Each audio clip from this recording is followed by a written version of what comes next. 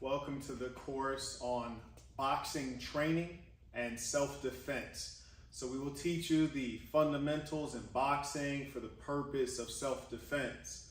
I'm going to take you through this in the same way that it was given to me by world champion Ivan Calderon, former featherweight world champion from Puerto Rico. He was also a salsa dancing world champion. And the reason that I will go through this training with you the way he went through it with me is because he trained me to compete. He didn't train me to have fun, he trained me to compete at the highest levels. And I remember getting into the gym in Puerto Rico, which was a municipal gym, a public free boxing gym with free boxing trainers.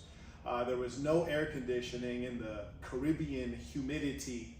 And he trained me the way he was trained. So I'm gonna train you in the same way. And you'll be able to apply these boxing skills to self-defense if you choose. You'll also obviously be able to apply them to boxing.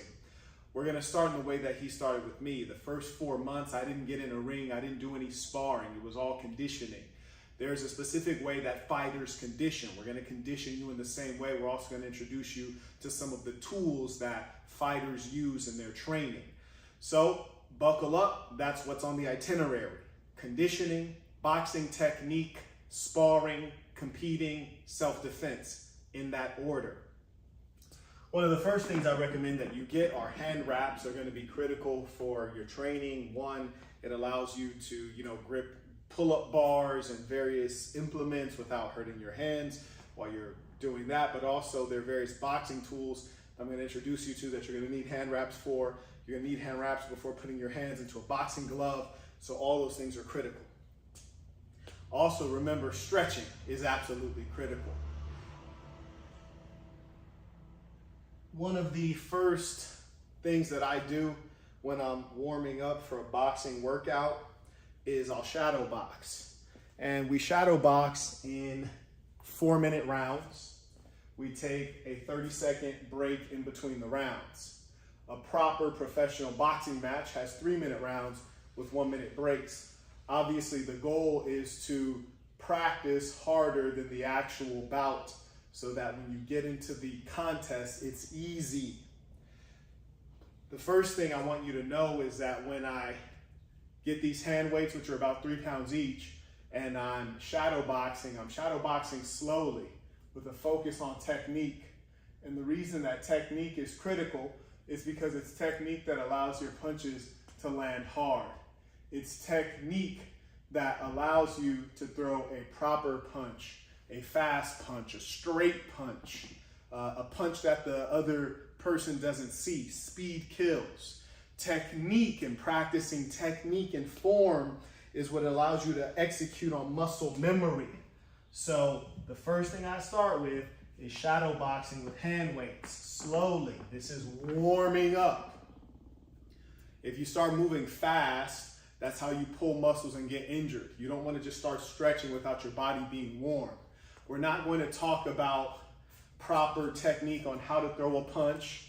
We're not about to do that. I actually want you to get started warming up your body and getting into the boxing mindset and figuring out what all the tools and all the implements are.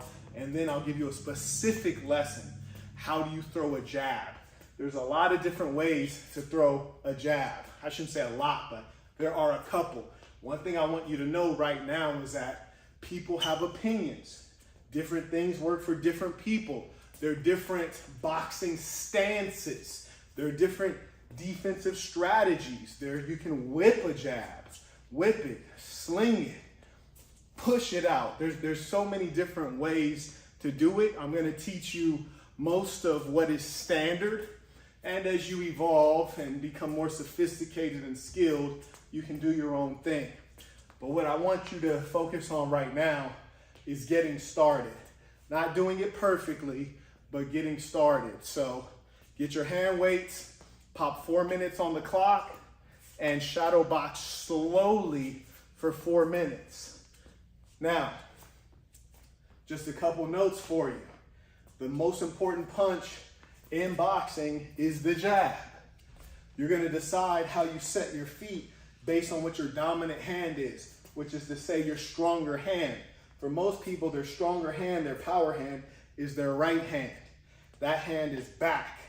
that foot is back. Your lead hand would be your left hand. You would be called an orthodox fighter, a traditional stance. You might hear the term southpaw. This is for people who might be left-handed, and their left hand is their stronger hand, their power hand. So that's the hand that's back. That's the foot that's back. Their lead foot is the right foot. Their jab hand is the right hand. This is called southpaw. This is more rare, less common. So I will train you from the traditional orthodox stance.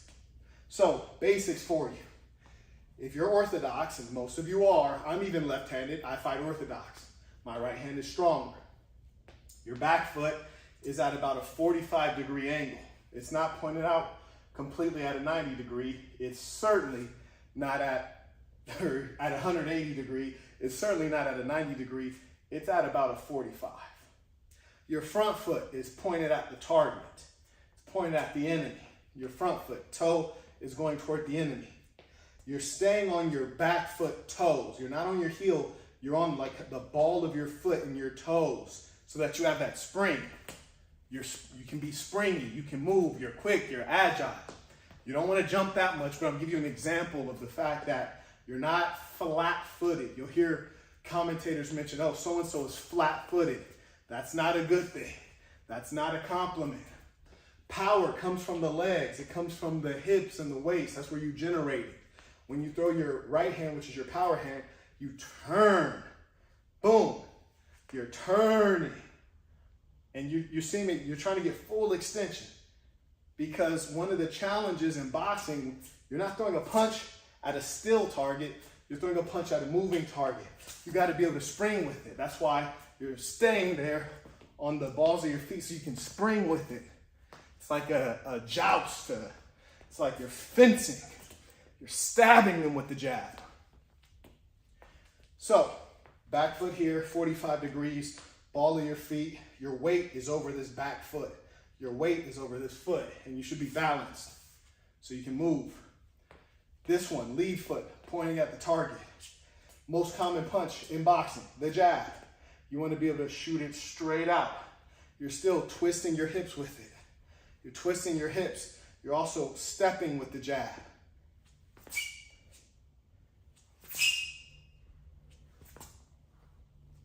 Boxing ring is kind of like felt type of material. It's soft. You can slide on it. It's not going to make noise like this. And you do want proper boxing boots. I believe they're linked in the description, both the hand wraps, the boxing boots, the tank. You're going to need all of that and more. You want to do this correctly. You don't run in shoes that are not running shoes. You don't box in shoes that are not boxing shoes. So anyways, you're going to slide with it. Boom. Boom. Boom. In boxing, you're also going to hear, keep your hands up. Why? Defense. Protect yourself. That is going to become instinct. You're going to learn the hard way, surely. Where do your hands go? Simply put, you need to have visibility. It's best to train with boxing gloves. We're going to put on some boxing gloves in a bit. Why? Because boxing gloves are bigger than your hands. If you find that your hand is way up here, but once you put on boxing gloves, you wouldn't be able to see. So that's why it's important to train with boxing gloves. So depending on where you are in relation to the enemy, your hands might be in certain places, but generally, rule of thumb, your weight is back here, 45-degree angle here, that's at that's at a 90 degree. Your hands are here, and when you want to shoot the jab, you step with it, push off, step with it, bring it back here. You shoot it out straight, you bring it back. That's called shooting it through the pipe, bring it straight back through the pipe. You don't shoot the jab and bring it down. That's often what people do. You shoot the two, boom, you bring it back. Boom, you bring it back. You're rotating those hips, boom.